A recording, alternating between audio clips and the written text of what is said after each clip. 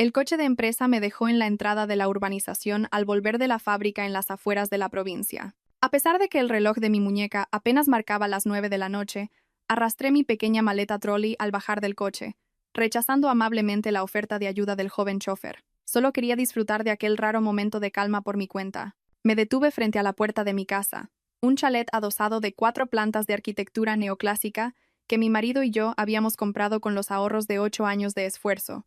La cálida luz amarillenta que se filtraba por las cortinas del dormitorio principal en la segunda planta ablandó mi corazón, disipando parte del cansancio acumulado tras 3 días supervisando la nueva línea de producción farmacéutica. A ojos de todos, yo era una mujer realizada, una carrera estable como jefa de I+D en una gran multinacional farmacéutica, un marido director de su propia empresa de comercio, Nexus Ibérica, y un hijo adorable y obediente. Introduje la llave en la cerradura, girándola con el mayor cuidado posible para no hacer ruido. El salón de la planta baja estaba en silencio, iluminado únicamente por la tenue luz azulada del acuario que proyectaba manchas danzantes en la pared.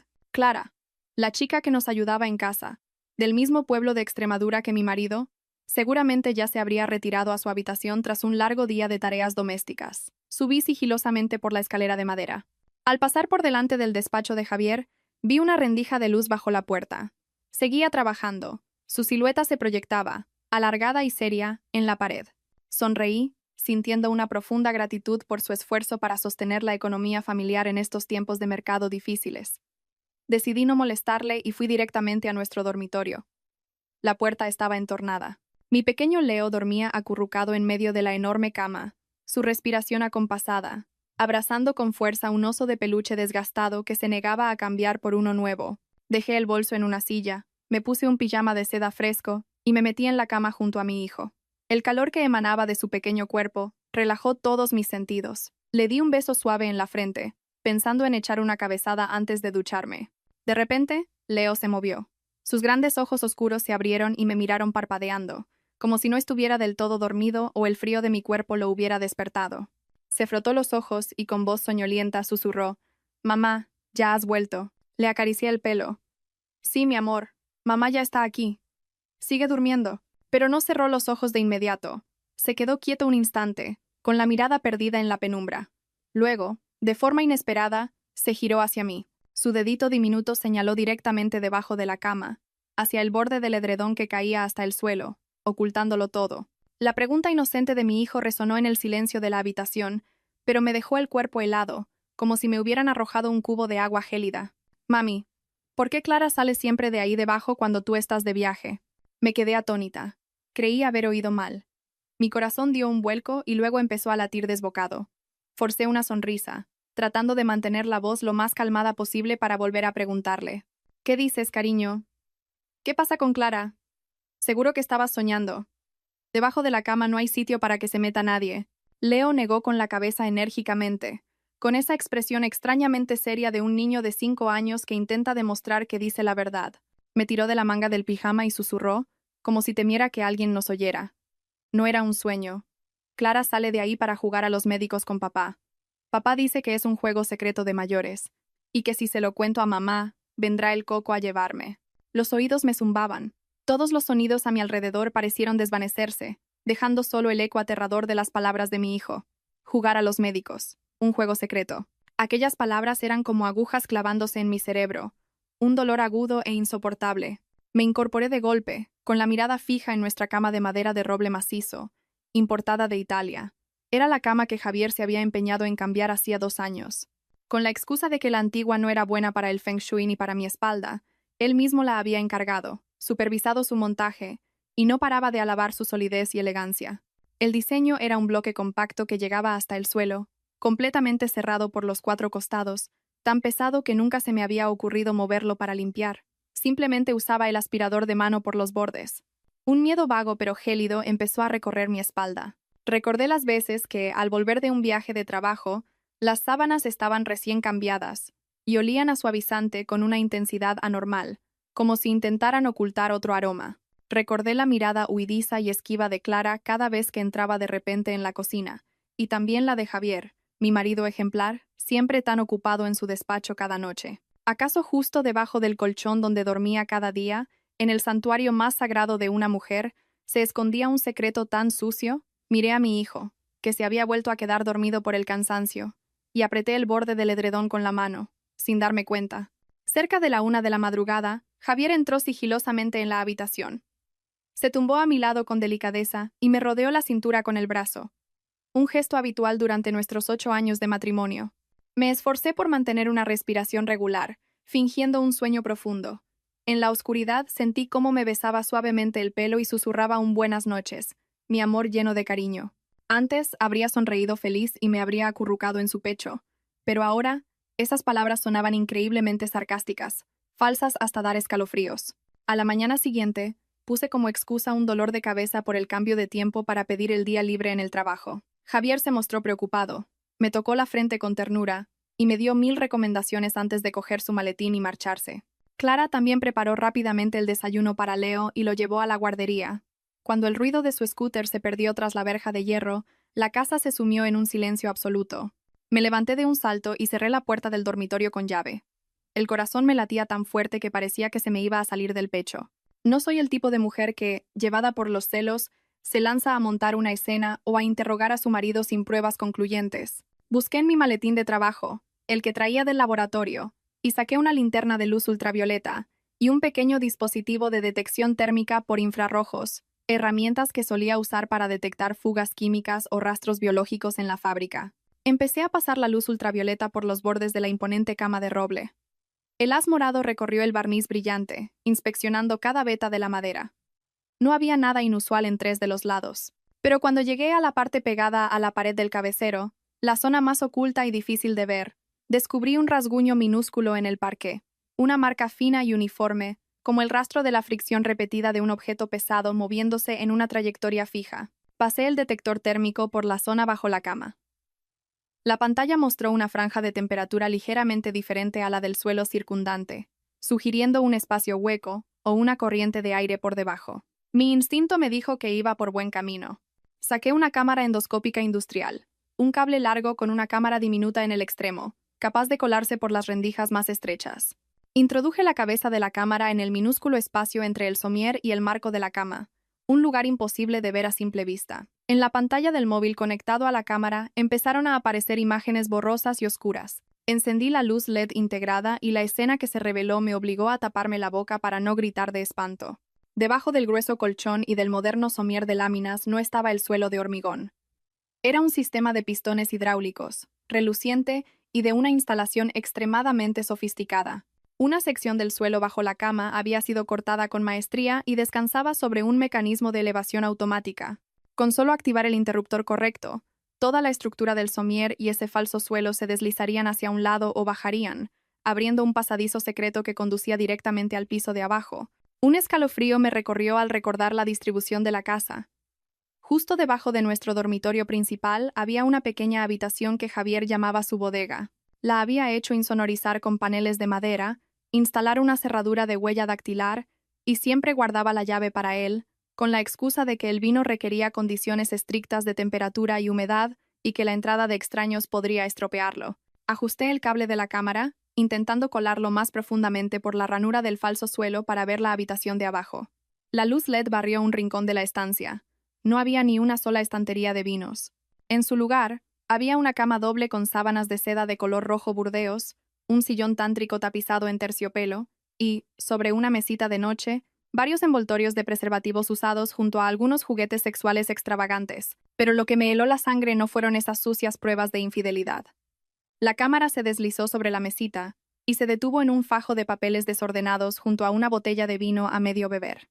Aunque la imagen era algo borrosa, reconocí el logo familiar de una gran compañía de seguros y el título en negrita en la primera página: Póliza de seguro de vida.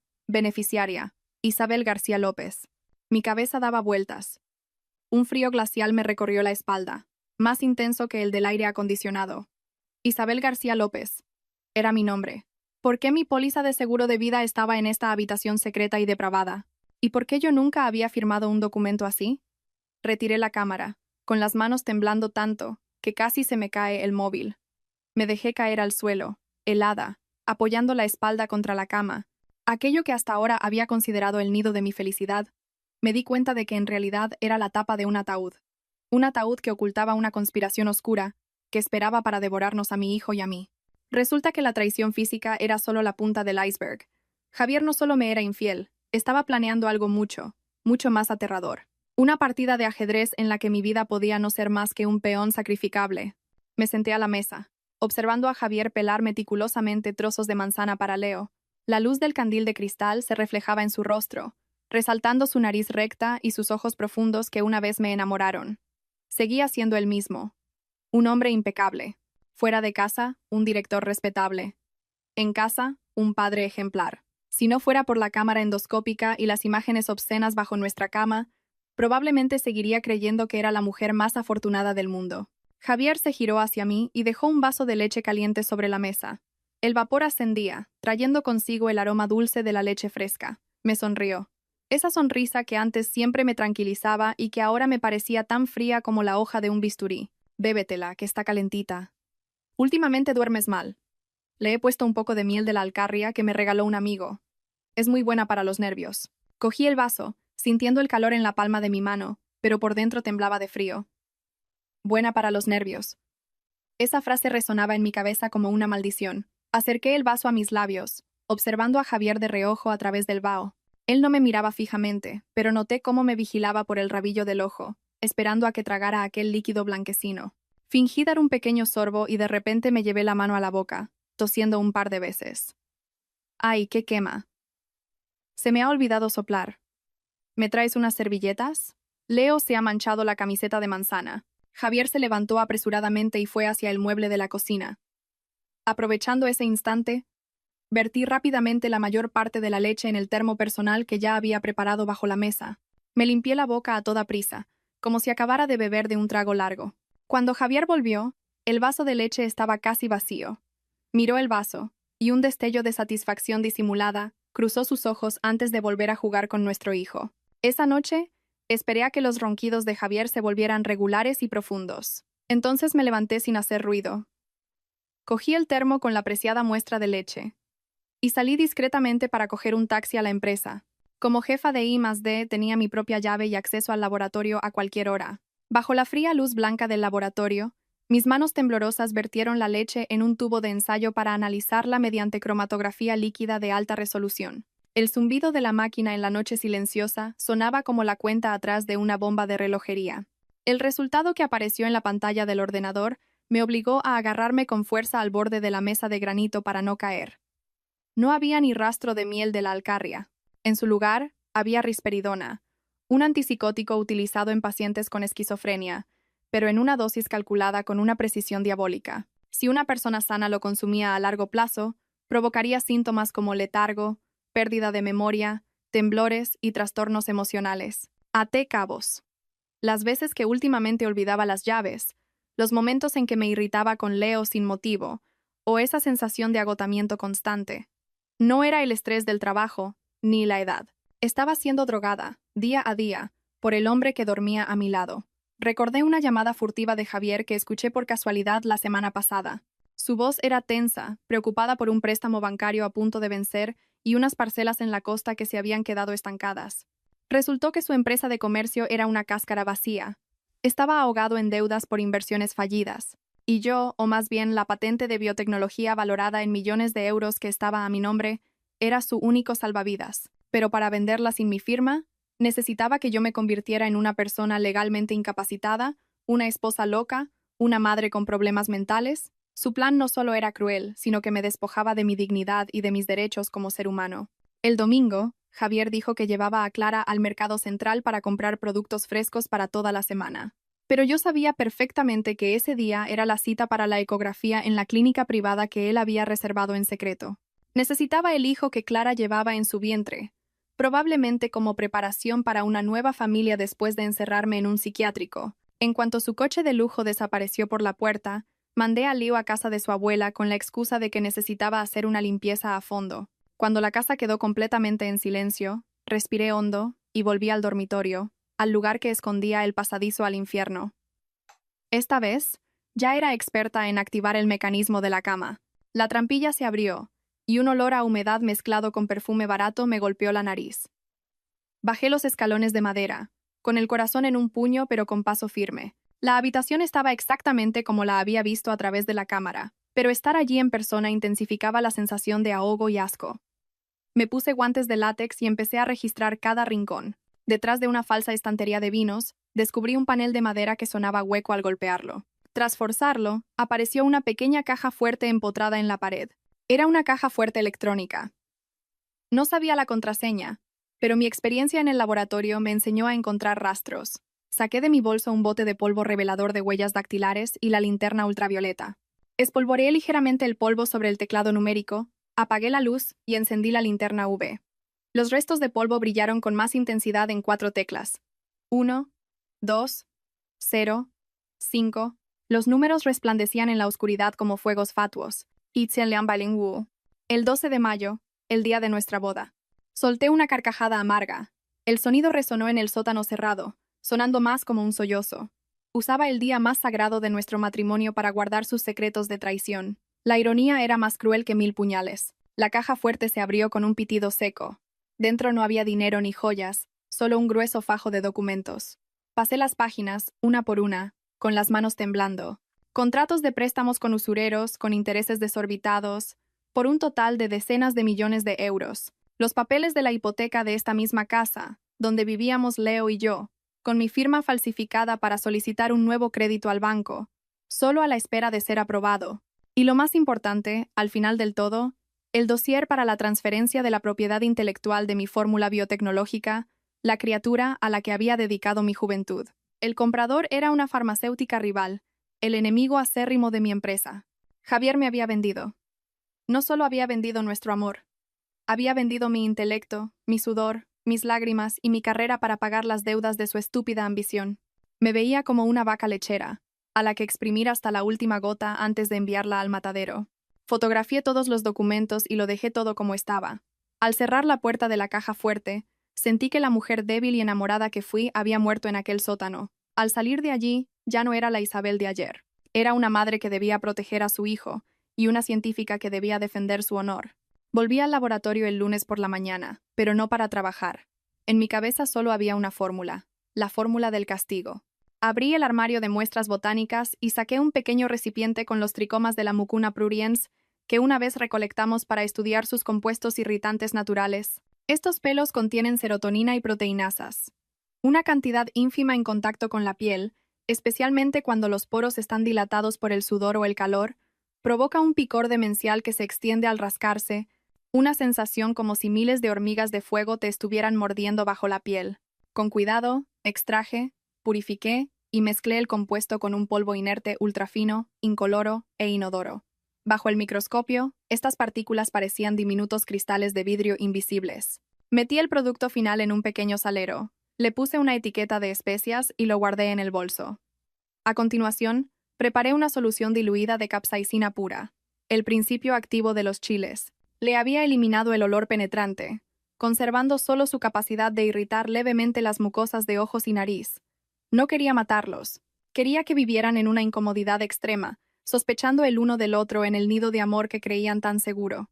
Al mediodía, aprovechando que Clara estaba cocinando en la planta baja, y Javier aún no había vuelto, me deslicé de nuevo al sótano secreto. Con mascarilla y guantes, esparcí aquel polvo infernal sobre las sábanas de color burdeos, concentrándome en la zona de las almohadas y el centro de la cama. Las partículas finas se mezclaron con el tejido, volviéndose indetectables a simple vista. Unté un poco en el pomo de la puerta y en los interruptores de las luces de noche, lugares que sus manos tocarían en sus momentos furtivos. Luego, abrí el filtro del aire acondicionado de pie que había en un rincón y rocié la solución de capsaicina.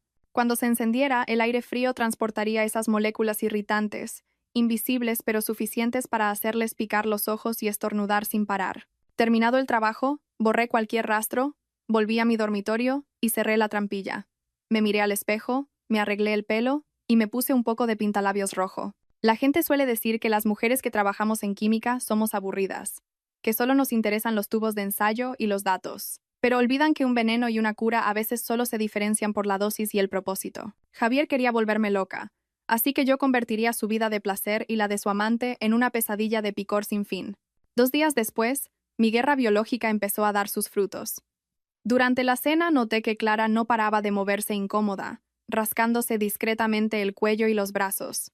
Tenía la cara sonrojada y cubierta de un fino sudor, a pesar de que el aire acondicionado del comedor estaba a 24 grados. Unas leves ronchas rojas empezaban a asomar bajo su blusa de estilo rústico que solía llevar para parecer sencilla. Le serví un trozo de merluza a Javier, con voz amable pero con la mirada fija en Clara. «Clara, ¿por qué tienes la cara tan roja? ¿No será una alergia? Con este tiempo, las verduras traen muchas cosas raras». Clara se sobresaltó tanto que se le cayeron los cubiertos. Tartamudeó. «No, no es nada, señora Isabel. Será el calor de la cocina, que a veces me da un poco de picor».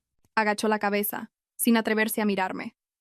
Yo sabía perfectamente lo que temía. Una chica de pueblo en la ciudad, con pocos conocimientos médicos y liada con el marido de su jefa. Su mayor miedo era contraer una enfermedad de transmisión sexual, y esa sensación de picor en zonas sensibles solo podía reforzar ese terror en su cabeza. Javier, a su lado, no estaba mucho mejor. Tenía los ojos enrojecidos y no paraba de frotárselos, con un lagrimeo constante. Estornudaba sin parar, con la voz nasal. «Algo le pasa al aire acondicionado de esta casa, ¿no? Es bajar a la planta baja y se me irritan los ojos que no veas», soltó, casi delatando la existencia del sótano. Fingiendo inocencia, le serví un vaso de agua. «Será de tantas horas delante del ordenador. Si quieres, mañana llamo a un técnico para que revise todos los aparatos». «Oye, Javier». Veo a Clara rascarse mucho. ¿No se habrá contagiado de algo en la piel? Con un niño en casa, si se lo pega a Leo. Mi comentario sobre el contagio fue una flecha con dos objetivos. Javier dejó de comer al instante y miró a Clara con una mezcla de sospecha y asco. Él era egoísta y desconfiado por naturaleza. Seguro que se estaba preguntando si su joven amante era tan limpia como parecía, o si había traído alguna enfermedad del pueblo para contagiársela. Clara, por su parte, se quedó pálida y temblorosa. Tenía miedo de ser descubierta, y a la vez estaba aterrorizada por lo que le pasaba a su cuerpo. Cuanto más se rascaba, más se extendía el picor, volviéndose tan intenso como el fuego. Esa noche, a través de las cámaras de vigilancia, vi que Clara no podía dormir. Daba vueltas en la cama y entraba y salía del baño para examinarse el cuerpo. Javier, mientras tanto, yacía a mi lado, inquieto, suspirando y levantándose cada poco para echarse gotas en los ojos, sin ningún resultado. Yo permanecía inmóvil, escuchando el sonido de sus cuerpos rascándose en la oscuridad, y pensaba, esto es solo el principio. La duda sembrada en sus mentes es más tóxica que cualquier químico. Y yo me encargaría de regar esa semilla de sospecha hasta que se convirtiera en un árbol espinoso que destrozara su relación ilícita. Esa noche, tras asegurarme de que Javier dormía profundamente, me atreví a abrir el móvil para revisar las cámaras de vigilancia. La imagen del dormitorio de la primera planta mostraba a Clara sentada en la cama, encogida, rascándose sin parar el cuello y los brazos, con el rostro contraído por la incomodidad. Sostenía el teléfono, deslizando el dedo por la pantalla sin cesar. La luz azulada se reflejaba en su cara angustiada, dándole un aspecto fantasmal. Sabía exactamente lo que estaba haciendo. Para una mujer con poca formación y muchos miedos como Clara, Internet era el único lugar al que se atrevía a acudir para desahogar sus preocupaciones. Abrí el portátil e inicié sesión con una cuenta anónima que había creado meses atrás en un foro de mujeres llamado Entre Nosotras. Mi apodo era Doctora. ¿Remedios? Y mi avatar, una mano tomando el pulso junto a una tetera humeante, transmitía confianza y misterio. Efectivamente, en la sección de consultas anónimas, había una nueva publicación de hacía 10 minutos. Era de un usuario anónimo, pero por la forma de escribir, torpe y con faltas de ortografía, supe al instante que era Clara.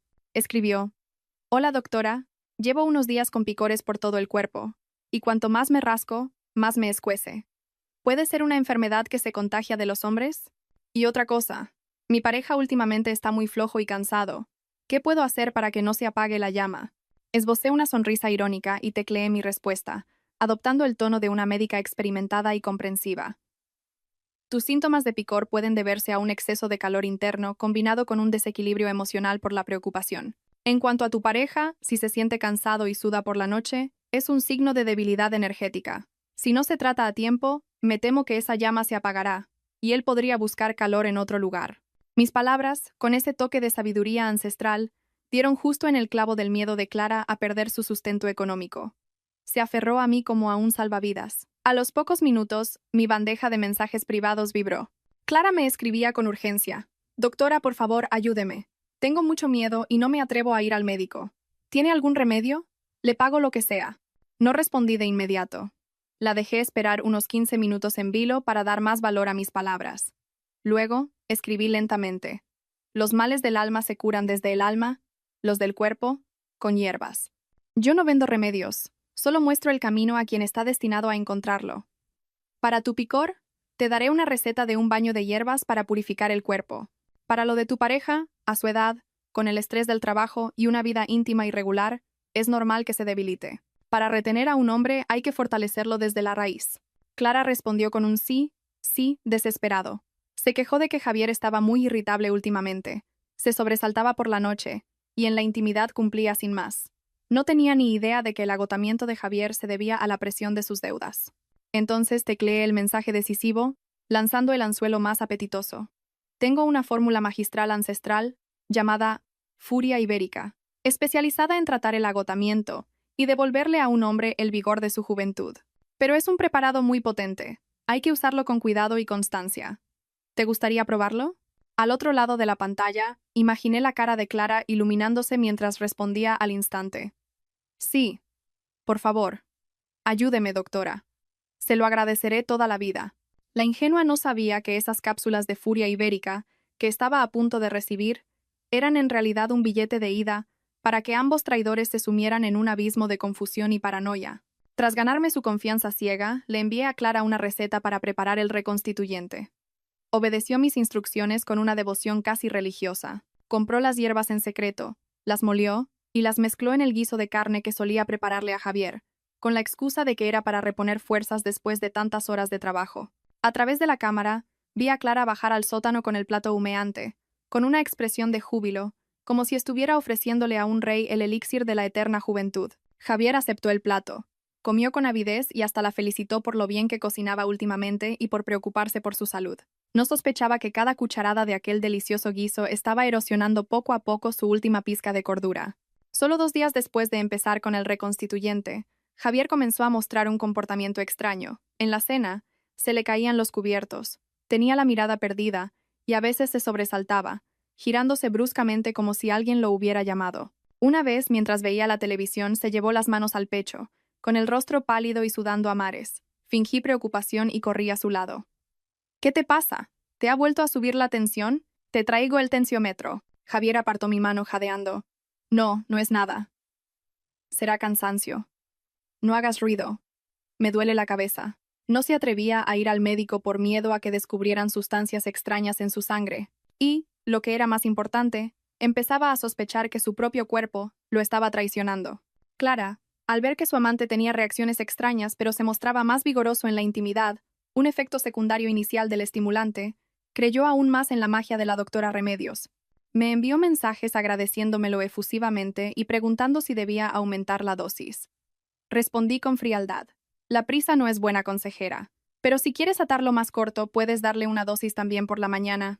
La ignorancia y la ambición de Clara se convirtieron en el arma más afilada que usé, a través de sus propias manos, para atacar la mente de aquel hombre infiel. La presión de las deudas y de los compradores de mi patente impacientaban cada vez más a Javier. Necesitaba mi certificado de incapacidad legal, y lo necesitaba ya. Noté que la dosis del polvo blanco que añadía a mi leche cada noche había aumentado considerablemente. En lugar de desecharla por completo como antes, decidí beber una cantidad mínima, lo suficiente para tener una mirada algo ausente, pero manteniendo la lucidez. Sabía que había llegado el momento de subir al escenario de esta tragicomedia y representar el papel que él más ansiaba, el de una esposa loca. La oportunidad llegó un sábado por la noche, cuando Javier invitó a cenar a casa a un socio importante y a su mujer. Eran personas influyentes en el mundo de la inversión, y Javier quería usar la imagen de una familia feliz para reforzar su debilitada reputación. La cena fue preparada con esmero. Clara iba de un lado a otro sirviendo platos exquisitos. Yo llevaba un vestido de terciopelo azul oscuro, con un maquillaje discreto, y conversaba amablemente con los invitados. Al principio, todo fue sobre ruedas. Interpreté el papel de una esposa devota y callada, que sonreía de vez en cuando para asentir a las historias de su marido, pero cuando el vino empezó a hacer efecto y el ambiente se relajó, comencé mi actuación. Cuando Clara trajo a la mesa una sopa humeante, la miré fijamente, y luego clavé los ojos en la sopera como si viera algo horrible. Señalé la sopa, con la voz temblorosa y alterada. Sangre. ¿Por qué hay sangre? Ki, ¿quieres matarme? Hay un fantasma debajo de la cama. Ha subido y ha envenenado la sopa. Toda la mesa se quedó helada. La mujer del socio dejó caer la cuchara con estrépito. Javier pálido se levantó de un salto y me sujetó por los hombros, intentando parecer tranquilo, pero con una vergüenza evidente. Isabel, ¿qué te pasa? ¿Estás cansada? Es solo sopa de cocido, no hay sangre. Le aparté la mano bruscamente. Me levanté de golpe y tiré la copa de vino tinto, que manchó el mantel blanco como si fuera sangre de verdad. Me llevé las manos a la cabeza, solté un grito desgarrador y me metí debajo de la mesa, temblando y encogida. ¡No me lleves! ¡No me pinches! Leo, ayuda a mamá. Tu padre es el diablo. Leo, que jugaba en el salón, oyó mis gritos y empezó a llorar, corriendo a abrazarme. Sentí como si me desgarraran por dentro al ver a mi hijo tan asustado, pero tenía que seguir con la farsa. Lo aparté con suavidad y con la mirada perdida. Tú no eres Leo. ¿Quién eres? Aléjate. Javier cogió rápidamente a Leo, se lo entregó a Clara para que se lo llevara, y se volvió hacia los invitados con la expresión de un marido mártir. Disculpad, por favor. Mi mujer no está bien últimamente. El médico dice que tiene síntomas de una recaída de la depresión posparto, y con la presión del trabajo. A veces tiene delirios. He intentado ayudarla, pero...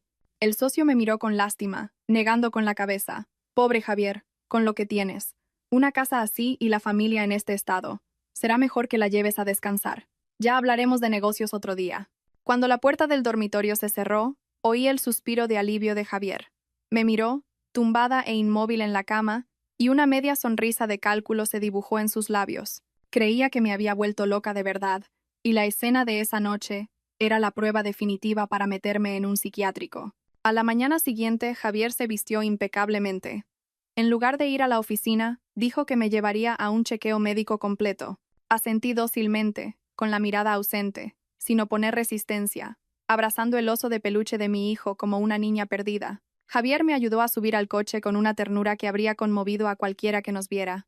El coche no se dirigió a ningún hospital público de prestigio, sino que se adentró en una calle tranquila de las afueras, deteniéndose frente a una clínica privada con un letrero discreto. Clínica de Salud Mental San Rafael. Nos recibió un médico de mediana edad, calvo y con gafas de montura dorada. Tenía una sonrisa permanente, pero sus ojos eran escurridizos. De mercader. Javier parecía conocerlo de antes. Intercambiaron una mirada cómplice. Javier dejó un sobre abultado sobre el escritorio y empezó a describir mi enfermedad. Le enseñó al médico un vídeo que Clara había grabado a escondidas de mi arrebato de la noche anterior. Añadió detalles inventados sobre cómo hablaba sola, lo olvidaba todo, e incluso había intentado hacerle daño a nuestro hijo. El médico asentía con aire profesional. Se volvió hacia mí y me hizo algunas preguntas vagas. ¿Cómo se llama? ¿Sabe dónde está? ¿Oye voces en su cabeza? Respondí con monosílabos, a veces acertando, a veces no, y murmurando cosas sobre el hombre de debajo de la cama, sin necesidad de un encefalograma ni de tests psicológicos. Después de apenas 15 minutos de charla, el médico firmó el informe. Con una caligrafía descuidada pero cruel, diagnosticó: depresión grave con episodio psicótico agudo. Pérdida de control conductual. Se recomienda ingreso y tutela especial. Con el informe en la mano, Javier no pudo ocultar su satisfacción. Le dio una palmada en el hombro al médico. Muchas gracias, doctor. Cuento con su ayuda para que mi mujer se recupere pronto. Se volvió hacia mí, con una voz melosa, como si hablara con una niña. ¿Ves, cariño? El doctor dice que estás malita y necesitas medicación para curarte. Sé buena. Tómate las pastillas y papá te querrá mucho. Cogí el frasco de pastillas de colores que me ofreció el médico, sonriendo para mis adentros. Para él, ese informe era el pasaporte para robarme mis bienes. Para mí, era la prueba irrefutable de la conspiración entre él y ese médico sin escrúpulos. Desde el día en que tuvo en sus manos el informe médico que confirmaba mi trastorno mental, Clara pareció despojarse por completo de su fachada de chica de pueblo tímida. Se movía por la casa con la arrogancia de una futura señora. Su caminar, una mezcla de presunción y vulgaridad, me revolvía el estómago. Cuando Javier no estaba y yo fingía dormir profundamente por efecto de la medicación, Clara abría mi armario sin ningún reparo. Se probaba mis vestidos de seda caros, dando vueltas frente al espejo con una sonrisa de suficiencia. Incluso se atrevió a usar mi barra de labios favorita, un rojo burdeos, pintando sus labios agrietados en un torpe intento de imitar una elegancia que jamás podría alcanzar. Su descaro llegó al límite cuando empezó a meterse en la educación de Leo. Un día, a Leo se le cayó un vaso de zumo en el sofá de piel del salón. Antes, Clara se habría apresurado a limpiar y consolar al niño, pero ese día, se plantó con las manos en las caderas, le señaló con el dedo y le gritó: Pero bueno, ¿qué has hecho? ¿Sabes lo que cuesta este sofá? ¿Tu madre está loca y tú te vas a dedicar a destrozar la casa? Mi hijo se encogió de miedo, con los ojos llenos de lágrimas, y balbuceó una disculpa. Yo, en mi dormitorio, presenciaba la escena en la pantalla del móvil con el corazón encogido. Quería salir corriendo y abofetear a esa mujer insolente, arrancarle de la boca las palabras crueles que dirigía a mi hijo. Pero la razón me detuvo. Sabía que, si actuaba ahora, todo mi esfuerzo y mi paciencia se irían al traste. Tenía que dejar que su arrogancia se hinchara al máximo, como un globo a punto de estallar al contacto con un alfiler. Me tragué las lágrimas y grabé en mi memoria cada gesto, cada palabra. Cuanto más se envalentonaba Clara, más bajaba la guardia Javier. Al verme cada día más aletargada y ausente, se sentía seguro, hasta el punto de retosar con su amante en su propio despacho sin ni siquiera cerrar la puerta. No sabía que su exceso de confianza era su talón de Aquiles. Yo seguí interpretando a la esposa loca, a veces riendo a carcajadas, a veces llorando sin motivo, lo que hacía que Clara me despreciara aún más. Empezó a darme órdenes como si yo fuera la criada. Isabel, tráeme un vaso de agua. Isabel, apártate que molestas. Yo obedecía en silencio, con la mirada vacía, pero por dentro afilaba el cuchillo de la verdad. La soberbia de la amante era el catalizador perfecto para acelerar la autodestrucción de su alianza diabólica. Para derribar un castillo, no hace falta atacarlo desde fuera. Basta con quitar la piedra angular de sus cimientos. Para un hombre como Javier, machista, vanidoso y calculador, esa piedra era su orgullo y su linaje. Sabía que Javier estaba orgulloso de Leo, lo consideraba su copia perfecta, su heredero, podía traicionar a su esposa, pero jamás aceptaría que le hubieran sido infiel o que estuviera criando al hijo de otro. Su exceso de confianza en su capacidad para controlar a las mujeres sería su punto débil fatal.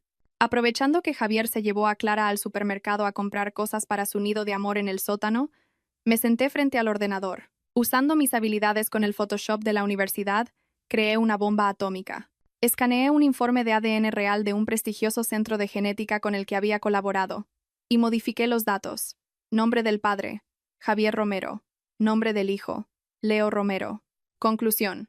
Sin relación de parentesco biológico. Incluso falsifiqué cuidadosamente el sello y la firma del jefe del departamento, y lo imprimí en un papel de alta calidad, ligeramente amarillento para darle autenticidad. Mirando aquel frágil papel, supe que tenía un poder de destrucción mayor que cualquier veneno.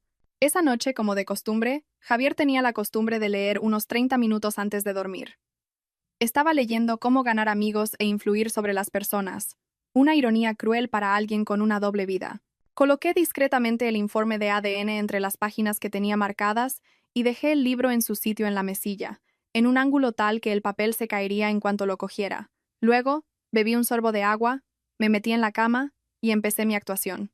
Me tapé hasta la cabeza, fingiendo temblar como si tuviera fiebre, y empecé a murmurar frases sin sentido. Sobre las 10:30, Javier entró en la habitación. Me miró con asco y se metió en la cama. Cogió el libro, dispuesto a leer unas páginas para conciliar el sueño. Mi corazón latía con fuerza bajo las sábanas. Sonó el crujido del papel, y luego, un silencio sepulcral invadió la habitación. No me atrevía a respirar. A través de una pequeña rendija en la manta, observé. Vi la mano de Javier detenerse. La hoja de papel había caído sobre su regazo. La cogió y la leyó, frunciendo el ceño. Al principio, desconcierto. Luego, una conmoción absoluta. Encendió la luz de la mesilla, acercándose el papel a los ojos, como si no pudiera creer lo que leía. Su rostro pasó del rojo a una palidez cerúlea, y luego a un tono morado de ira. Su respiración se volvió agitada, pesada como el fuelle de una fragua.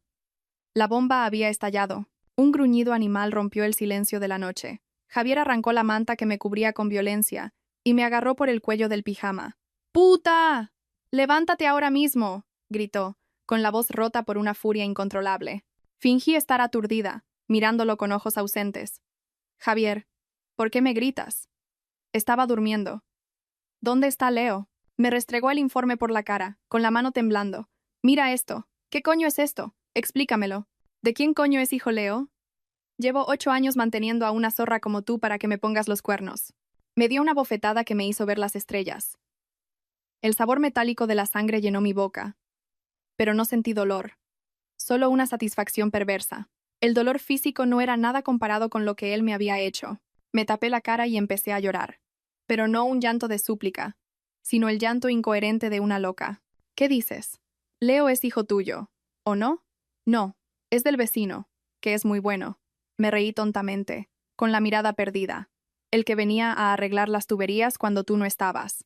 Es muy majo. Me daba caramelos y dinero. Mis palabras inventadas y delirantes fueron como echar gasolina al fuego. Javier perdió el control. No podía creer que su esposa, culta y decente, pudiera decir tales obscenidades. En su mente, la imagen de la esposa devota se hizo añicos, reemplazada por la de una mujerzuela que aprovechaba sus ausencias. Me agarró del pelo, a punto de golpearme de nuevo, pero se detuvo, me soltó, empujándome sobre la cama, y empezó a caminar por la habitación como una fiera herida, tirándose del pelo y maldiciendo. Recordó mis viajes de trabajo, sus ausencias, los momentos en que yo parecía distante. Todo su pasado se distorsionó a través del prisma de la sospecha. Pensó que fingía mi locura para ocultar mi culpa, o que quizás me había vuelto loca de verdad por los remordimientos. Fuera como fuese, el orgullo de un hombre de éxito había sido pisoteado sin piedad. Su ira no se detuvo en mí.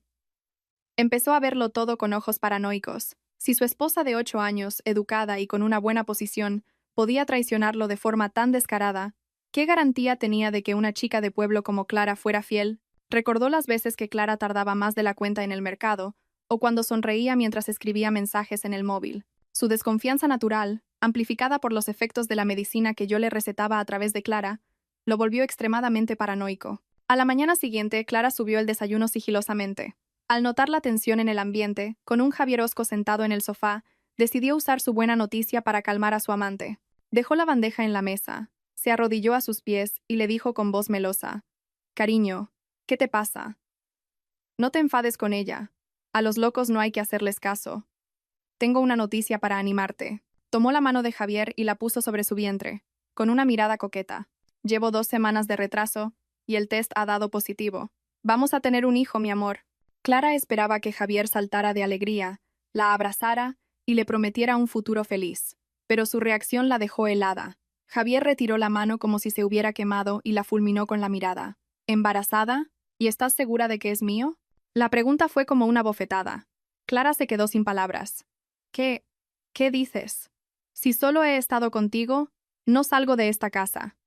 «Calait», gritó Javier, tirando la bandeja del desayuno al suelo. «Mi mujer también juraba que me quería y me ha dado un bastardo. Sois todas unas mentirosas».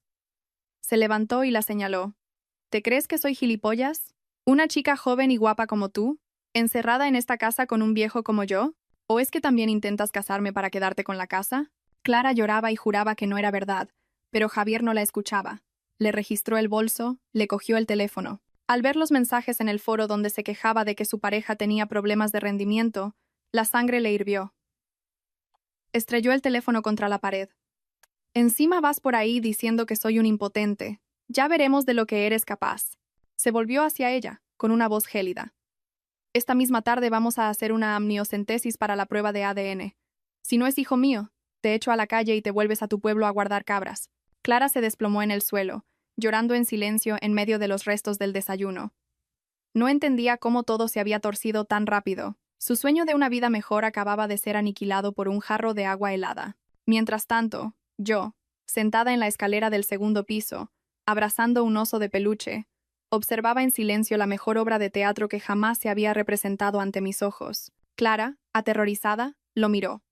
Aunque tenía pocos estudios, sabía que una amniocentesis en una fase tan temprana del embarazo era extremadamente peligrosa. Pero es muy pronto, cariño. El médico dirá que es un riesgo», balbuceó, suplicando.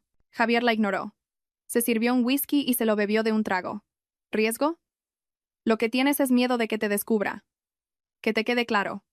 No voy a dejar que me la jueguen 2 veces». Al ver la escena, sentí una extraña mezcla de pena y satisfacción. Los dos traidores, que pensaban construir su felicidad sobre mi sufrimiento, ahora se devoraban el uno al otro. Aprovechando que Javier se llevaba a Clara a rastras a la clínica de un conocido para esa cruel prueba, me vestí rápidamente y cogí un taxi a una cafetería discreta en una callejuela del barrio de Salamanca. Allí me esperaba Marcos, un antiguo compañero de la universidad, ahora un experimentado inspector de la Unidad de Delincuencia Económica y Fiscal. Marcos estaba sentado en un rincón. Su rostro serio reflejaba preocupación al verme tan demacrada. Fui directa al grano. Puse una pequeña memoria USB sobre la mesa de madera. Aquí está todo lo que he reunido. Contenía desde extractos bancarios y contratos de préstamo con usureros hasta grabaciones de Javier discutiendo con socios sobre cómo desviar fondos y blanquear dinero a través de pólizas de seguros fraudulentas. Marcos conectó el USB a su portátil. Su ceño se frunció mientras revisaba los archivos. La luz de la pantalla iluminaba su rostro grave. Tras un rato en silencio, se quitó las gafas y me miró a los ojos. Isabel, las pruebas de los delitos económicos son sólidas. Con estas cantidades y este modus operandi, hay más que suficiente para imputarlo por estafa, apropiación indebida y blanqueo de capitales. Hizo una pausa, pero en cuanto a lo que dices de que intentó envenenarte y planeaba matarte, nos falta una prueba directa. Las muestras de los medicamentos que analizaste o lo de la cama son pruebas circunstanciales. Su abogado podría alegar que compró los fármacos para consumo propio o para tratar una dolencia. Apreté el vaso de agua caliente, usando su calor para calmarme. Sabía que Marcos tenía razón. La ley necesita pruebas, no suposiciones. Lo miré con determinación. Lo sé. Por eso necesito que me ayudes con una cosa. Prepara un equipo. En las próximas 24 horas te daré lo que necesitas. Una confesión directa, de su propia boca y de la de su amante. Marcos me miró, preocupado. Isabel, ¿qué vas a hacer? No te arriesgues. Está acorralado, y un animal herido es peligroso. Sonreí levemente, una sonrisa triste pero firme. No me arriesgo. Solo les devuelvo lo que se merecen. Confía en mí, Marcos. Esta obra necesita un final, y yo voy a escribirlo. Me acerqué y le susurré mi plan al oído. Su expresión pasó de la sorpresa a la aprobación. Me apretó la mano con fuerza. De acuerdo. Tendré a un equipo cerca de tu casa. A la primera señal entraremos. Ten mucho cuidado y mantén el contacto. Al salir de la cafetería, una fina llovizna caía sobre Madrid. Las gotas frías me mojaban el pelo, pero me despejaban la mente. Ya no había marcha atrás, ni quería darla. Esta guerra no era solo por mi patrimonio o mi honor, era por la vida de mi hijo y la mía. Cogí un taxi de vuelta a aquel chalet frío, pensando, Javier, has sido un calculador toda tu vida, pero has olvidado una cosa. Quien mejor conoce la reacción de un explosivo es quien lo ha fabricado. Cuando Javier y Clara regresaron, el ambiente en casa era fúnebre. Clara caminaba con dificultad, pálida y con una mano en el vientre. La amniocentesis no había ido bien, o al menos le había causado un profundo dolor físico y emocional. Javier se derrumbó en el sofá, bebiendo sin parar. Esperaba los resultados del análisis rápido, que decidirían el destino de Clara. Al verme bajar la escalera, levantó sus ojos inyectados en sangre, con una expresión de puro odio. Pero, en contra de mi habitual estado de locura, hoy llevaba un sencillo vestido blanco, el pelo recogido y una expresión de extraña calma. Me senté frente a él. Javier, ¿podemos hablar? Mi voz era clara, sin rastro de balbuceos ni delirios. Javier se sorprendió. Dejó el vaso y me miró con recelo. ¿Ya estás cuerda?, preguntó, con sarcasmo. Asentí, con una sonrisa débil. He estado tomando la medicación del doctor y me siento mucho más despejada. He recordado muchas cosas y sé que he sido una carga para ti. Hice una pausa, viendo cómo sus facciones se relajaban, y lancé el golpe final. Acepto el divorcio. Firmaré los papeles y me ingresaré voluntariamente en la clínica, como tú quieres. Solo te pido una cosa. Déjame preparar una última cena para la familia, como una despedida pacífica, para que Leo no vea a sus padres odiándose. Javier se quedó atónito. No esperaba que todo fuera tan fácil. Pensaba que tendría que recurrir a la fuerza, pero la presa se metía sola en la jaula. Su desconfianza se redujo a la mitad, dejando paso a una alegría inmensa al ver su fortuna casi en sus manos. Intentó reprimir una sonrisa de triunfo y suspiró, fingiendo pena. Que pienses así es lo mejor. Yo tampoco quería esto. Es por tu enfermedad. De acuerdo, prepara la cena. Le diré a Clara que te ayude. La cena transcurrió bajo una luz cálida y acogedora. Sobre la mesa, los platos que a Javier tanto le gustaban: sopa de cocido, merluza a la vasca y chuletillas de cordero. Le servía a él y a Leo, con gestos amables, como si la traición nunca hubiera existido. Clara permanecía de pie, como una sirvienta, mirándome con una mezcla de miedo y envidia. Javier comió con ganas, quizás aliviado, quizás celebrando una victoria anticipada. Come, cariño. He marinado la carne desde esta tarde, le dije con dulzura. Él asintió, masticando. Hacía tiempo que no cocinabas así. En la clínica, cuídate. Llevaré a Leo a verte a menudo. Sonreí, con el corazón helado. Tras la cena, mientras yo recogía los platos, Javier fumaba en el salón. Su euforia era palpable. Llamó a su abogado para preparar los papeles del divorcio y la transferencia de bienes para la mañana siguiente. Fregué los platos, el sonido del agua tapando los latidos de mi corazón. Al terminar, salí al salón. Javier entró en la cocina y volvió con un vaso de zumo de naranja, de un color vibrante, adornado con una rodaja de naranja. Bebé, para reponer fuerzas. Le he añadido las vitaminas que te recetó el doctor. Me ofreció el vaso, mirándome fijamente con una urgencia cruel. Sabía que ahí no solo había vitaminas. La dosis de sedantes y somníferos que contenía era suficiente para sumirme en un sueño del que quizás nunca despertaría, o del que saldría con la mente en blanco. Quería asegurarse de que no causara problemas, o peor, crear la escena de un suicidio por depresión. Cogí el vaso, sintiendo su frialdad. Me lo llevé a la nariz. El aroma a naranja lo ocultaba todo. Lo miré a los ojos. Javier, si pudieras volver atrás, ¿te casarías conmigo? Se sobresaltó. ¿Qué tonterías dices? Bebe y vete a dormir. Asentí y me llevé el vaso a la boca. Tomé un gran sorbo, pero no lo tragué. Lo retuve en la boca, sintiendo el sabor amargo de los fármacos disolverse. Me encuentro mal. Me tapé la boca y corrí al baño de la planta baja, cerrando con pestillo. Escupí el zumo en el inodoro y tiré de la cadena. Me enjuagué la boca varias veces, mirándome en el espejo. Mis ojos brillaban, sin rastro de sumisión. Envié un mensaje rápido a Marcos. Han picado. En 15 minutos. Fuera, Javier golpeaba la puerta. Isabel, ¿qué pasa? Fingí arcadas y respondí con voz pastosa. Estoy mareada. Déjame aquí un rato. Al oír mi voz arrastrada, se tranquilizó. La droga hace efecto rápido, murmuró. Que se quede ahí. Oí sus pasos alejarse y su voz llamando a Clara. Ya está drogada. Bajemos al sótano, cariño. Hay que celebrarlo. Mañana seré el dueño de todo. Cuando oí el cerrojo del sótano cerrarse, sentí que acababa de cerrar la puerta de mi pasado. 8 años de juventud, recuerdos y humillaciones quedaban encerrados tras esa madera. Me acerqué al cuadro que ocultaba el panel de control domótico y bajé el interruptor del sistema hidráulico. El mecanismo quedó desactivado. El sótano se convirtió en una caja sellada. Saqué el mando a distancia del sistema de ventilación, que había modificado para que, en lugar de inyectar aire, aspirara el humo de un bote de gas que había instalado en el conducto. Una mezcla de codos frío y un extracto de capsaicina, que creaba el efecto de un incendio sin ser letal. Pulsé el botón. Un silbido suave, como el suspiro de un demonio, llenó el silencio. Imaginé el humo blanco y frío colándose por las rendijas, envolviendo la lujosa habitación de abajo. Salí al balcón. El aire nocturno era fresco, en contraste con el fuego que ardía en mi interior. Miré la calle vacía. Javier, querías hundirme en el barro. Hoy sabrás lo que es sentirse enterrado en vida. Volví a la habitación y encendí la tablet conectada a la cámara del sótano. La imagen era borrosa por el humo, pero distinguí el pánico. Javier golpeaba la puerta inútilmente.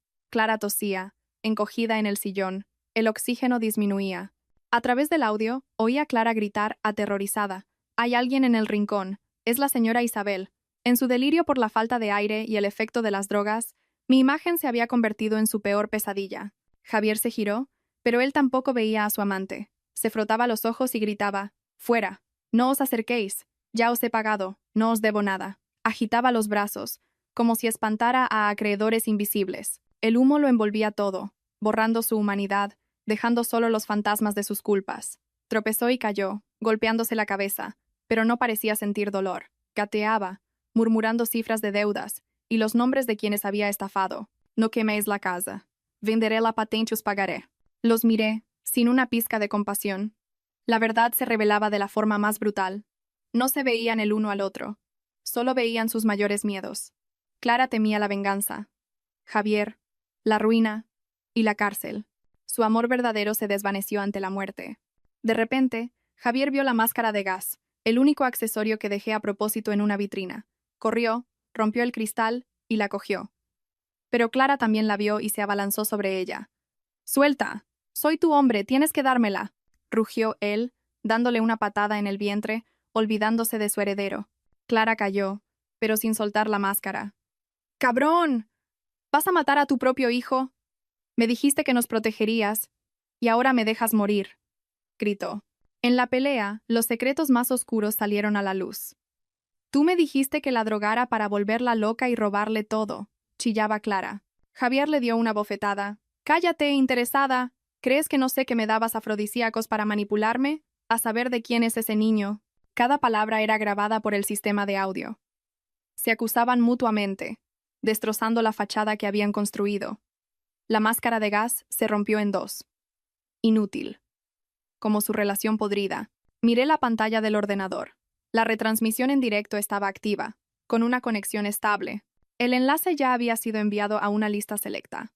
El consejo de administración de la empresa rival, el chat de vecinos de la urbanización y, por supuesto, el correo de Marcos.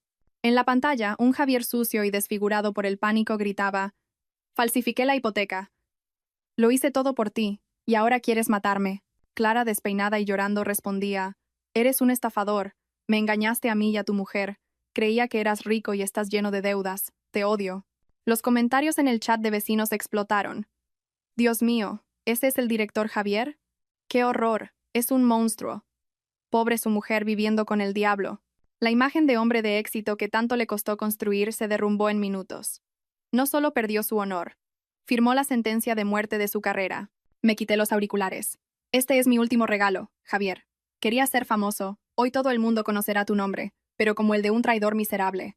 En medio del caos de gritos y toses que salía de los altavoces, cogí el móvil y marqué su número, ese número que durante 10 años me supe de memoria. El tono de llamada sonó, estridente y macabro, en la claustrofóbica habitación bajo mis pies. A través de la cámara vi a Javier sobresaltarse. Miró a su alrededor, desorientado, como si oyera una llamada del más allá. En su pánico y delirio, el sonido del teléfono fue lo único que lo ancló a la realidad. Temblando, cogió el móvil del suelo. Lo acercó a su oído, con la voz rota. «Hola. ¿Quién es? Ayúdenme. Hay un incendio. Mi mujer. Está loca. Ha prendido fuego a la casa». Yo, sentada cómodamente en mi habitación, di un sorbo de agua. Hablé con una voz tranquila, suave como una brisa, pero afilada como un bisturí. «Cariño, ¿a quién llamas loca? ¿Te estás divirtiendo hoy en tu juego de médicos?» Al otro lado, silencio. Solo su respiración agitada y los gemidos de Clara. Javier reconoció mi voz. No la de la mujer ausente de los últimos meses, sino la de la Isabel inteligente y aguda de hacía 8 años. Tartamudeó, castañeteándole los dientes. «Tú, no te tomaste las pastillas». «Isabel, ¿qué estás haciendo? Abre la puerta, te lo suplico. Abre, o moriremos aquí dentro». Sonreí levemente, una risa amarga que resonó en la habitación. «¿Tienes miedo a morir, Javier? Cuando me echabas veneno en la leche, ¿pensaste que yo también tenía miedo? Cuando planeabas con tu amante meterme en un psiquiátrico para robarme mis bienes, ¿pensaste en cómo me sentiría?» Mis preguntas fueron como clavos en su cerebro. Pasó de la súplica a la amenaza. «Eres una arpía. Asesina. Vas a pudrirte en la cárcel. Abre ya». Lo vi intentar estrellar el teléfono contra la pared, sin fuerzas. Bajé la voz y susurré mis últimas palabras antes de colgar. «Tranquilo, amor. Soy una ciudadana respetuosa con la ley. Yo no mato a nadie, solo os ayudo a ver vuestras verdaderas caras. Disfrutad de los últimos momentos de vuestro amor verdadero». Colgué, dejándolo sumido en la desesperación. En la oscuridad del sótano, ante la muerte inminente, sus máscaras cayeron, revelando la crudeza y la crueldad del alma humana. 15 minutos después, las sirenas rompieron la calma del barrio. Las luces azules y rojas de la policía y los bomberos barrieron las fachadas de los chalets. Los vecinos salieron a la calle, cuchicheando con curiosidad y miedo. Yo, desde el balcón, observaba la escena con la calma de un lago en otoño. Marcos y su equipo derribaron la verja y entraron. El sonido de los arietes contra la puerta principal anunció el fin de un imperio de mentiras. Bajé corriendo y abrí la puerta, con una expresión de pánico bien ensayada. Marcos me dedicó un discreto asentimiento, tranquilizándome. «Están abajo. Mi marido y la chica. Están atrapados». «Hay mucho humo. ¡Sálvenlos!», grité. Cuando los bomberos forzaron la trampilla, una columna de humo blanco en realidad, solo vapor frío y humo de efectos especiales, salió disparada. Equipados con máscaras de oxígeno, bajaron. A los pocos minutos, sacaron 2 cuerpos inertes, con la ropa hecha jirones y cubiertos de arañazos de su pelea. Clara estaba inconsciente. Javier aún estaba despierto, pero con la mirada perdida, murmurando incoherencias y agitando los brazos como si espantara fantasmas. La imagen dejó a los vecinos horrorizados. El hombre respetable y modélico era ahora una bestia acorralada. Una ambulancia los esperaba. Mientras los subían a las camillas, algunos vecinos se acercaron a consolarme.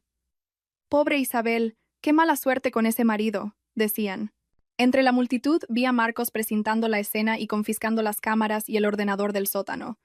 Las pruebas irrefutables que enviarían a Javier a prisión. El viento nocturno barrió el olor a humo, pero no la suciedad que impregnaba la casa. Cuando las sirenas se alejaron, volví a la habitación y cogí a Leo en brazos. Dormía profundamente, protegido del ruido por los auriculares que le había puesto. Lo abracé con fuerza. Él era mi ancla, lo único que me impedía hundirme en el odio. Lo tapé con una manta y salí de casa, interpretando mi papel de víctima. Con el pelo revuelto, la cara pálida y los ojos llorosos, caminé tambaleándome, apoyada en una joven agente de policía. Al pasar junto a los periodistas y los curiosos, me encogí de miedo. «Por favor, no le hagan fotos a mi hijo, es muy pequeño», supliqué con voz temblorosa, despertando la compasión de todos. Una vecina, la presidenta de la comunidad, que siempre había sido una cotilla, fue la más amable. «Pobrecitos. Venga, a la ambulancia, que os hagan un chequeo. De la casa ya nos encargamos nosotros y la policía». Asentí, con lágrimas en los ojos. «Gracias. Tengo tanto miedo». Querían quemar la casa. Decían que nos iban a matar. Mis palabras fueron la chispa que encendió la indignación de la multitud, que empezó a maldecir a Javier y a Clara. En la ambulancia miré por la ventanilla trasera. El imponente chalet, nuestro antiguo orgullo, ahora parecía una tumba fría y solitaria, rodeada por el precinto policial. Era el mausoleo de mis 8 años de matrimonio. Bajé la mirada hacia Leo. Su manita se aferraba a mi dedo. Le besé la frente. «Perdóname, mi amor, por esto.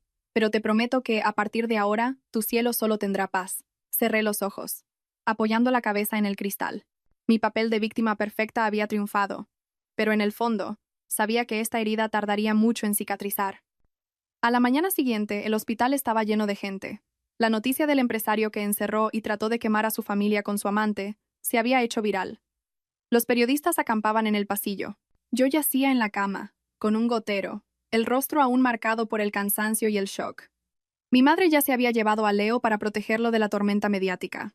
La puerta se abrió y entró un hombre de mediana edad con un traje caro, el señor Ibáñez, el socio al que Javier pretendía vender mi patente. Entró con 2 guardaespaldas y una cesta de fruta de lujo. «Señora García». «En cuanto me he enterado, he venido a verla». «¿Cómo se encuentra?», dijo con una sonrisa forzada. Dejó la cesta y ordenó a sus hombres que cerraran la puerta. Se sentó a mi lado y bajó la voz. «Lo de Javier es una lástima, pero ya sabe, los trapos sucios se lavan en casa. Si esto se hace más grande, la reputación de la empresa se hundirá, las acciones caerán, y usted y su hijo también saldrán perdiendo». Empujó un sobre abultado hacia mí. «Esto es un detalle. Piénsese lo que declara a la policía. Diga que fue un cortocircuito. Yo me encargaré de que a Javier le rebajen la pena y lo manden a terapia». Miré el sobre y luego sus ojos con desprecio. Los ricos siempre creen que todo se puede comprar. Me levanté lentamente. Me quité la vía del brazo. Cogí mi móvil y reproduje una grabación de la conversación entre él y Javier que había recuperado del ordenador. La voz de Ibáñez sonó clara. «Tú consigue el certificado de incapacidad de tu mujer. En cuanto lo tengas, te transfiero el 30% a una cuenta en Suiza». El rostro de Ibáñez se volvió ceniciento. ¿De dónde has sacado eso?». Sonreí fríamente mientras enviaba el archivo de audio a un grupo de periodistas económicos que esperaban fuera. «Señor Ibáñez, no quiero su dinero. Quiero que responda ante la ley por complicidad en un delito de estafa». Alcé la voz. «Señores periodistas, pasen, por favor. Tengo una prueba muy importante que hacer pública». La puerta se abrió de golpe. Una lluvia de flashes inundó la habitación. Ibáñez se quedó paralizado, atrapado en la red de la mujer que había subestimado. En la sala de interrogatorios, bajo una luz blanca y cruda, Javier parecía un hombre destrozado. Tras recibir tratamiento médico, estaba lúcido, pero su arrogancia había desaparecido. Sentado, esposado a la mesa, miraba a su alrededor con los ojos hundidos. Al principio, lo negó todo. Culpó a Clara. Dijo que lo había seducido y drogado, que él era la víctima. Incluso tuvo el descaro de decir que me quería, y que encerrarme en un psiquiátrico era por mi bien. Al verlo a través del espejo unidireccional, sentí lástima, no por él, sino por los 8 años de mi vida entregados a un cobarde. Pero Marcos no lo dejó seguir. Puso una tablet sobre la mesa y reprodujo el vídeo de la retransmisión. junto con el diario digital que recuperé de la nube de Javier. Allí detallaba cada dosis de medicamento que me daba, mis reacciones y su plan para liquidar mis bienes. Señor Romero, ¿cómo explica esto? No creo que la chica del servicio, con apenas estudios, lo escribiera por usted, ¿verdad?, dijo Marcos con voz firme. Javier miró la pantalla. Las palabras que él mismo había escrito eran ahora sus verdugos. Se derrumbó. Apoyó la cabeza en la mesa y sus hombros se sacudieron. No supe si lloraba de arrepentimiento o por su futuro perdido. Me di la vuelta. Ya no quería ver más. La ley lo juzgaría, pero su conciencia sería su verdadera cárcel. El caso provocó un terremoto. Las acciones de la empresa de Javier se desplomaron. Los bancos y los usureros se abalanzaron sobre sus bienes, embargando desde su coche de lujo hasta las parcelas fantasma de las que presumía. Su fachada de éxito se desmoronó, revelando un castillo de deudas y engaños. El chalet, nuestro antiguo hogar, fue precintado por el banco. Lo vi desde lejos, mientras unos extraños se llevaban nuestros muebles. Los vecinos señalaban y murmuraban, compadeciéndome a mí y despreciándolo a él. Javier fue condenado a cadena perpetua por intento de asesinato, estafa y blanqueo de capitales. El día de la sentencia, parecía un anciano. Clara recibió 15 años por complicidad, lloró y suplicó clemencia, pero la justicia no se conmovió. Firmé el divorcio en el mismo juzgado. Al salir con la sentencia en la mano, no sentí alegría, solo un inmenso alivio. Tomé la mano de Leo y salimos del tribunal. El sol de la tarde alargaba nuestras sombras. Ya no teníamos lujos, pero teníamos libertad y paz, los únicos bienes que el dinero no puede comprar. El imperio de Javier había caído, pero sobre sus ruinas, mi hijo y yo volveríamos a florecer. Tras saldar las deudas de Javier con mis ahorros, Leo y yo nos mudamos a un pequeño piso de alquiler en las afueras. La vida era más modesta, pero nuestra casa estaba llena de las risas de mi hijo, un sonido que las mentiras y sospechas habían ahogado durante mucho tiempo. No abrí una pastelería ni me dediqué a la caridad. Soy científica, y la mejor forma de curarme era volver a mi pasión. Con el poco capital que me quedaba, y la ayuda de algunos colegas, fundé un pequeño laboratorio llamado Aura. Nos centramos en investigar fármacos asequibles para la depresión posparto y otros trastornos leves, para que todas las mujeres, sin importar sus recursos, pudieran tener acceso a ellos. Mis días de locura fingida me dieron el impulso para este nuevo camino. El olor de los químicos, que antes era solo trabajo, se convirtió en el aroma de la esperanza. Ya no odiaba a Javier ni a Clara. Eran solo datos del pasado, variables de un experimento fallido que me ayudaron a perfeccionar la fórmula de mi propia vida. Marcos nos visitaba a menudo, a veces con un juguete para Leo, otras para arreglar un enchufe. Nunca hablamos de amor, pero en nuestras miradas silenciosas sabía que ambos esperábamos. Esperábamos a que la herida sanara por completo, a que mi alma estuviera lista para una nueva felicidad, más sincera y sencilla. 3 años después, una tarde de verano en una playa de Cádiz, estaba sentada en la arena, viendo a Leo, ya un niño de 8 años, moreno y lleno de energía, jugar con las olas. Su risa se mezclaba con el sonido del mar, creando una melodía de paz. El viento salado me despeinaba el pelo, limpiando los últimos restos del pasado. Esa mañana, me habían llamado de la prisión. Javier había muerto la noche anterior de un derrame cerebral. Al parecer, nunca dejó de fumar y vivía consumido por el estrés y el arrepentimiento. Sostuve el teléfono en silencio. No hubo lágrimas ni sonrisas, solo un largo suspiro. Su muerte era el punto final de mi libro más triste. Un final justo. Llamé a Leo y le sequé el sudor de la frente. Me miró con sus ojos claros. Mami, ¿estás triste? Sonreí y negué con la cabeza. No, mi amor. Solo pensaba en una reacción química. Le cogí la mano y señalé el mar infinito. ¿Sabes, Leo? La vida es como un gran experimento. A veces, te encuentras con impurezas, con reacciones explosivas que duelen, pero es gracias a ese proceso de destilación tan duro que se eliminan los residuos y solo quedan los cristales más puros. Javier fue una impureza, un error de cálculo en mi vida. Pero gracias a ese error, encontré la solución correcta para mi felicidad. La libertad, la sonrisa de mi hijo y el trabajo que amo. Me levanté, sacudiéndome la arena. Respiré hondo el aire limpio. A lo lejos, el sol se ponía, tiñendo el cielo de colores vibrantes. Mañana, volvería a amanecer. Y yo sabía que la reacción química de la felicidad, la mía, apenas acababa de empezar a cristalizar.